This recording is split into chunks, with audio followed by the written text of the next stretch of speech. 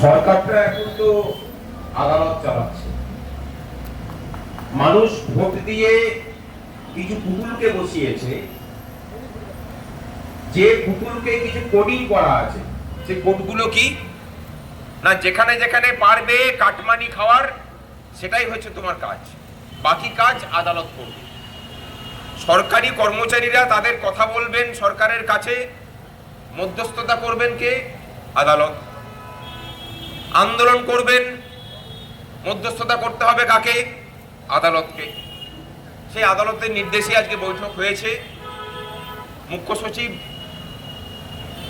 প্রশাসনিক কাজে পিএসসির বৈঠকে দিল্লিতে আছেন, তার ডেজিগনেটেড অফিসার তিনিও হোম পার্ক ডিপার্টমেন্টের, এবং তার সাথে তার যে ওএসডি আছেন, মানে মুখ্য সচিবের যিনি ওএসডি, তারা দুজন আমাদের ডেপুটেশন নিয়েছেন। আমরা খুব প্রিসাইসলি বলে এসেছি, বিভিন্নভাবে চেষ্টা করেছেন যে ডিএ দেওয়ার ক্ষেত্রে যে বিভিন্ন প্রতিবন্ধকতা আছে সেগুলোকে তুলে ধরার চেষ্টা করেছেন। আমরা যুক্তি এবং তথ্য দিয়ে প্রত্যেকটা ক্ষেত্রে খণ্ডন করে তাদের মুখ বন্ধ করেছি, এবং খুব প্রিসাইসলি জানিয়েছি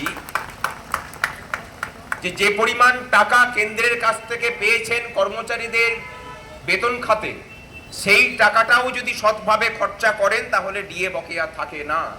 এবং ডিএটা বকেয়া আছে বলেই এই রাজ্যে প্রত্যেকটা খেটে খাওয়া মানুষের শ্রম হচ্ছে সস্তা হয়ে গেছে। যে লোকটা উইপ্রো কোম্পানিতে কাজ করে, এখানে যা বেতন, সেই একই পোস্টে যদি সে ব্যাঙ্গালোরে যায় তার বেতন কিন্তু বেড়ে যাবে। তাহলে প্রশ্ন হতে পারে যে ব্যাঙ্গালোরের এবং এখানকার জীবনযাপনের মানের কি বিশাল ফারাক আছে? না, সেটা নয়, এখন আর সেটা অন্তত বলা যাবে না। তার কারণ পশ্চিমবঙ্গের সরকারি কর্মচারীরা যেহেতু কম বেতন পাচ্ছেন, তার সাথে পাল্লা দিয়ে পশ্চিমবঙ্গের প্রত্যেকটা মানুষ এখানে কম বেতনে চাকরি করতে বাধ্য হচ্ছেন। সেটার অবসান ঘটাতে হবে। এবং আমরা বলে এসেছি যে রূপা 2019-এর রিপোর্ট পেশ করুন, সেটাকে দিনের আলো দেখান, এবং তার সাথে ডিএর পার্মানেন্ট অর্ডার চাই। দ্বিতীয় যে পয়েন্ট, সেই পয়েন্ট নিয়ে আমরা বলেছি যে 5.5 লক্ষ শূন্য পদ আছে। তারা স্বীকার করে নিয়েছেন যে শূন্য পদ আছে বলে প্রশাসন চালাতে অসুবিধা হচ্ছে। সেগুলোতে আমরা নিয়োগের দাবি জানিয়েছি এবং নিয়োগের বিজ্ঞপ্তি প্রকাশের কথা তারা বলেছেন। এবং আমরা বলেছি যে অধিকাংশ শূন্য পদের জন্য কিন্তু কোনো কোর্ট কেস নেই। সাধারণ মানুষকে যে কথাগুলো আপনারা বলছেন যে কোর্ট কেসের জন্য নাকি আপনারা নিয়োগ করতে পারছেন না, সেই মিথ্যা বলাটাকে বন্ধ করুন।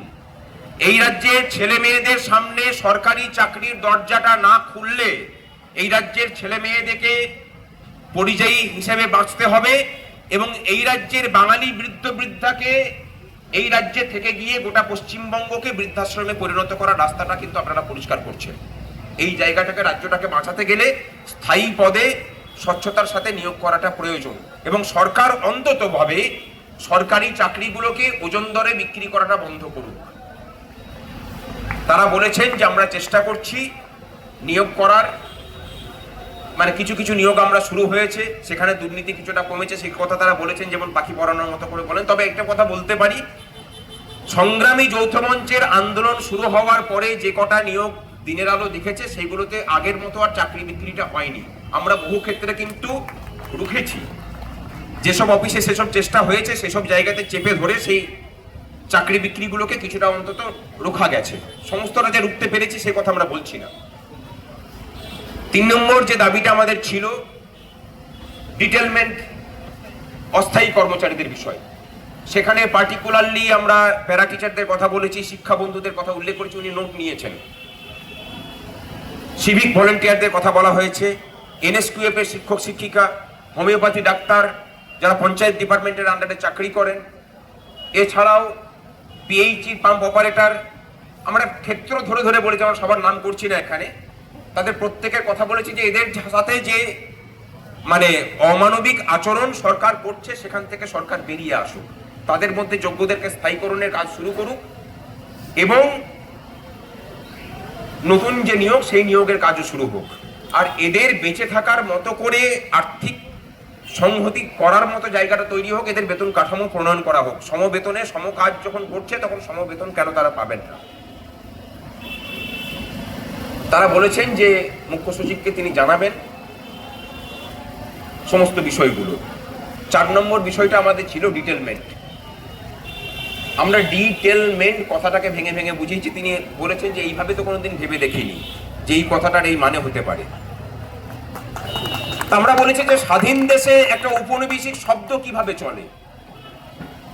স্বাধীন দেশের নাগরিকের এই সরকার যে লেজ দেখতে পাচ্ছে সেটাই তো অবাক করার বিষয়। কথাটা তো তাই হয়। ডি মানে ছেদ করা, টেল মানে হচ্ছে লেজ, আর মেন্ট মানে তোমার ভাই লেজ গজিয়েছে, তুমি সরকারের বিরুদ্ধে কথা বলছো সরকারি ডিপার্টমেন্টে চাকরি করে। মুখ্যমন্ত্রী ভাষাতে আমার খাই আমার পরে, উনি সমস্ত সরকারি কর্মচারীদেরকে কেন এই রাজ্যের জনগণকে ভাবেন যে আমার খেয়ে এরা বেঁচে আছে। আমার ভালো করে মনে করুন, সরকারটা কোনো ব্যক্তির নয়, সরকারটা জনগণের সরকার। আমরা যারা এখানে আছি, যে পুলিশ বন্ধুরা আছেন, সবাই জনগণের চাকর, কোনো ব্যক্তির মালিকানার চাকর আমরা নই। আর পশ্চিমবঙ্গ সরকারটা কোনো ব্যক্তি মালিকানাধীন কোম্পানি নয়, এটা আমি মালকিনের উদ্দেশ্যে বলছি। আমরা এই কথাটা বলে এসেছি যে ডিটেলমেন্টটাকে প্রত্যাহার করতে হবে। আমাদের সুবীর সাহার কথা বলেছি, শ্রীবাস তেওয়ারির কথা বলেছি, শুভঙ্করের কথা বলেছি, ওইগুলো আলাদা করে নোট করেছেন। এদের বিষয়গুলো মেল করতে বলেছেন যে আপনাদের মেল এলে পরে আমরা দেখি। তা আমরা একটা উদাহরণ দিয়েছি যে আপনাদের মেল আইডি গুলো হচ্ছে কিরকম জানেন তো?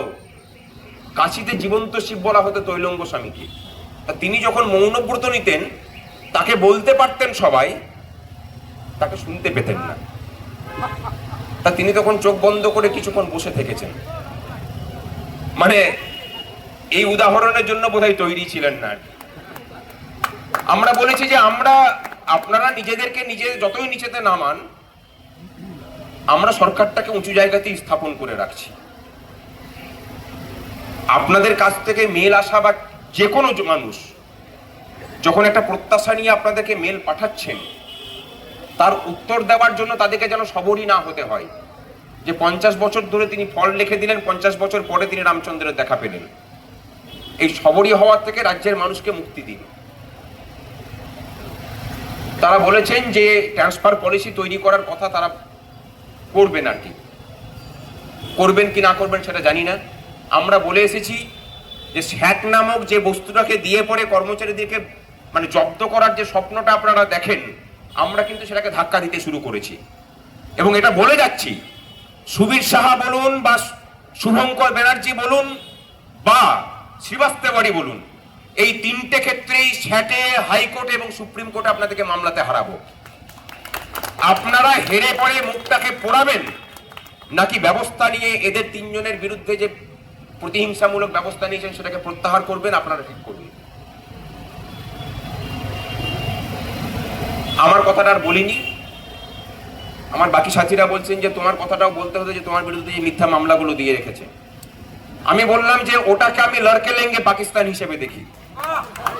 পাকিস্তান দয়া নয়, যেভাবে ওরা এসেছিল সেইভাবে খেদিয়ে বের করে দিয়ে এটাকে দখল করব। যেভাবে মিথ্যা মামলা দিয়েছে সেইভাবেই মুখে চুনকালি ঘষে সেই মিথ্যা মামলাগুলোকে খারিজ করাবো কোর্টে। 1 বছরে হবে না, 5 বছর পরে হবে, কিন্তু কারো কাছে দয়া ভিক্ষা করার জন্য আমি অন্তত নেই। এবং এসএসসি মামলা আমরা বলে এসেছি, আমাদের যা বক্তব্য ছিল প্রথম দিন থেকে, এসএসসি 2016 প্যানেলের সবাই যেমন দুর্নীতি করে চাকরি পাননি, তেমনি সবাই আবার সৎভাবে চাকরি পেয়েছেন সেটা আমরা বলছি না। আপাতত তদন্তে যে 8000 লোককে চিহ্নিত করা গেছে যে যারা দুর্নীতি করে চাকরি পেয়েছেন, তাদের নামের তালিকা ইমিডিয়েটলি এসএসসি পরবর্তী শুনানিতে সুপ্রিম কোর্টে জমা করুক, এদেরকে বাদ দেওয়া হোক। যারা যোগ্য ওয়েটিং লিস্ট ক্যান্ডিডেট আছেন সেখানে তাদেরকে নিয়োগ দেওয়া হোক, এবং যোগ্য ছেলে মেয়েদেরকে সসম্মানে তাদের চাকরিগুলোকে বহাল রাখার কাজটা সরকার করুক, এটা আমরা বলে এসেছি। তিনি বলেছেন যে আমরা কমিউনিকেশন করছি, আলাদা করে নোট নিয়েছেন। এবং সর্বশেষ আমাদের গ্রুপ ডি কর্মচারীদের মানে ঐক্যমঞ্চের ওদের একটা ডেপুটেশন ছিল, আমি সেটা তুলে দিয়ে এসেছি। আমি বললাম যে এটা ওদেরকে যোগাযোগ করুন, এটা রিকোয়েস্ট, যাতে ওরা অন্তত ওদের কথাটা কি, বৈঠকের কি অগ্রগতি হয়েছে সেটা যেন তারা জানতে পারেন। আর আমরা বলে এসেছি যে সরকারি কর্মচারীদেরকে সরকারের সাথে কথা বলতে গেলে যদি কোনো পরিকাঠামো না থাকে, তাহলে তার থেকে দুর্ভাগ্যজনক কিছু হতে পারে না। যে সরকার এই প্রশাসনের অঙ্গস্বরূপ সরকারি কর্মচারী শিক্ষকদের সংগঠনের সাথে কথা বলতে পারে না, সে জনগণের কথা স্বার্থ রক্ষা কি করবে? এবং আমরা এটাও বলে এসেছি যে আপনারা যে সরকারি কর্মচারী সংগঠন দ্বারা পরিবৃত হয়ে থাকেন, আমাদের সাথে তাদের ডিগনিটির তফাৎ আছে। নিশ্চিন্ত থাকতে পারেন, আমাদের অধিকার, আমাদের কথাবার্তা আপনাদের চোখে চোখ রেখেই হবে। আপনাদের জুতোর তলায় স্থান নিতে আমরা আসি না। সেটা যদি মনে করেন যে অধিকার দেবেন, তাহলে ডেকে পাঠাবেন। আমরা চাই যে কথা হোক, কথার মাধ্যমেই রাস্তা, কথা বলেই সমাধান হবে। যদি কথা না বলেন, তাহলে সমাধানের কোনো রাস্তা দেখা যায় না। ওনারা বলেছেন যে ফোন নাম্বার আছে, সেই ফোন নাম্বারে অবশ্যই আপনাদেরকে কথা দিচ্ছি যে কন্ট্যাক্ট করা হবে। আমরা আবার সেই সবরীর কথা বলেছি। 50 বছর ধরে অপেক্ষা করেছিলেন, ফল, কোন ফলটা মিষ্টি খেয়ে খেয়ে রেখে দিতেন ভগবান রামচন্দ্রের জন্য। 50 বছর পরে যখন ভগবান রামচন্দ্র এলেন, তখন তার সেই ভক্তি দেখে তিনি আপ্লুত হয়ে তাকে তার নিজের করে নিলেন। তা আমরাও চাইবো যে এই সরকার অন্তত আমাদেরকে সবরীর ভূমিকায় দেখবে না। তবে এইটুকু অন্তত বলে দিয়ে যায় মন্দির তলাতে, যে অনন্তকাল প্রতীক্ষা করতে সংগ্রামী যৌথ মঞ্চ রাজি নয়।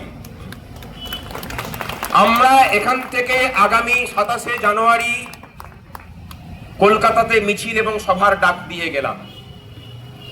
যদি সমস্যার সমাধান না হয়, সেই মিছিল শহীদ মিনার মুখী না হয়ে নবান্নমুখী হবে।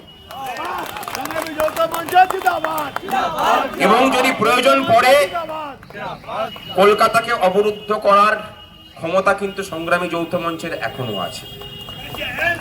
যারা ভাবছেন যে থ্রেড কালচার দিয়ে সরকারি কর্মচারীদেরকে আন্দোলন থেকে দূরে সরানো যাবে, সেটা দুদিন একদিন হতে পারে। হ্যাঁ, একটা কথা ঠিক, আরজিকর আন্দোলনের মুখ থুবড়ে ফেলানো, মুখ থুবড়ে পড়া আমি বলছি না, একটা গণ আন্দোলনকে যেভাবে মুখ থুবড়ে ফেলা হয়েছে বিশ্বাসঘাতকতা করে, তার ফলে এই রাজ্যের মানুষের আন্দোলন সম্পর্কে একটা হতাশা এসেছে। কিন্তু আমাদেরকে হতাশা কাটিয়ে আবার রাস্তা দেখাতে হবে।